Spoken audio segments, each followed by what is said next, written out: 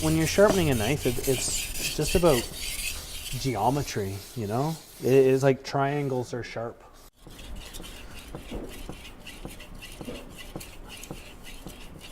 My name is Chris Lord. I am the store manager at Knifewear. We're a small shop in the Glebe in Ottawa, specializing in Japanese kitchen knives.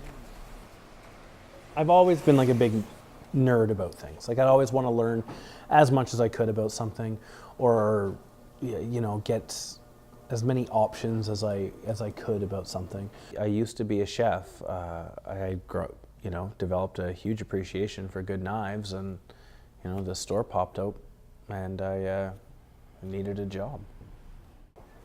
I'd say the most important things when you're sharpening is consistency. So that's why I'm flattening the stones here. You can't sharpen on a curved stone. It just won't work. We need to make sure that they're super flat. I have a lot of knives, but for me, I always wanted a handmade one, like one that I knew like a human worked on. I come at it from a performance standpoint, that you're not going to find a sharper knife or a knife that holds its edge longer than one made in Japan.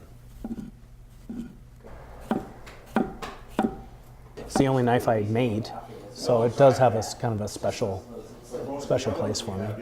So yeah, so I got to, you know, I did all the hammering myself, and then we polished it a bit, we tempered it. The grinding was the hardest part, I think, for me.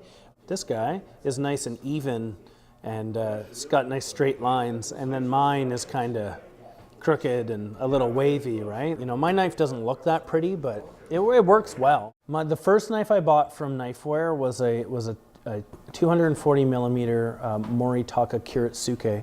You know, it was like carbon steel. It's kind of harder to take care of. It could get rusty.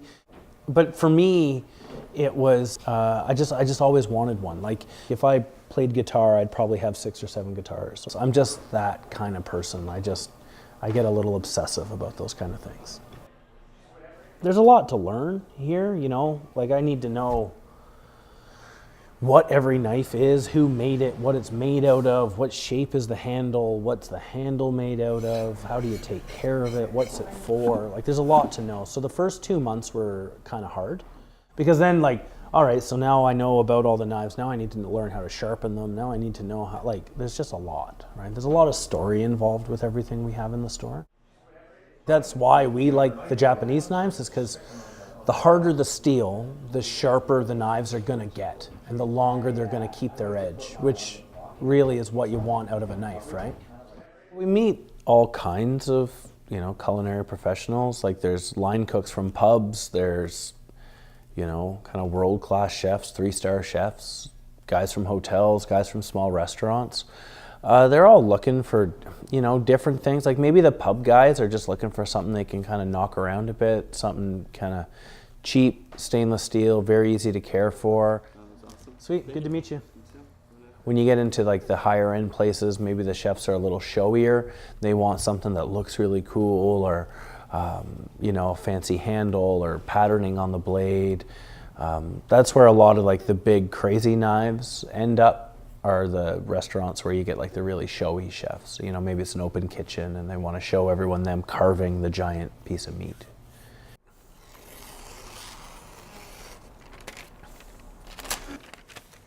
I just wanted, you know, one that was mine, like one that I just kind of couldn't do without.